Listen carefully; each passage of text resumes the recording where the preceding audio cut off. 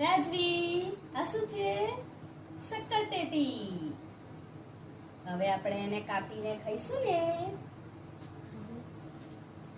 જો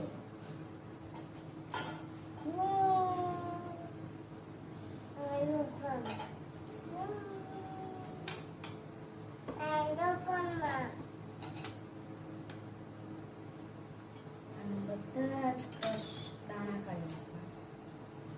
દાણા કાઢી પછી શું કરવાનું? બધાને કટ કરી દેવાના. કટ કરીને પછી એમાં દાણાનો પણ યુઝ થાય છે મુખવાસ તરીકે. એને સૂકવી દઈને તમે રાખી શકો છો સ્ટોર કરીને. સુકાઈ જાય એટલે એને જરા જરા શેકી દેવાના. પછી 5 નંબર કરી દેવાના.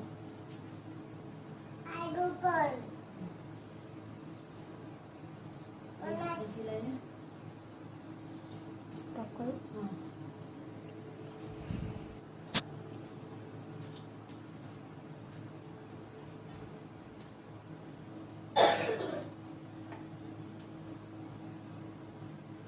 રાજવીને શક્કરટેટી બહુ ભાવે છે હે ને રાજવી?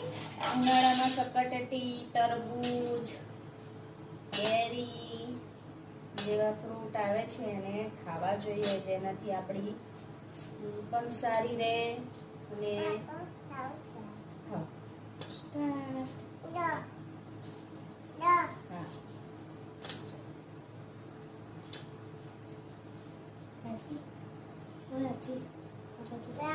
આમ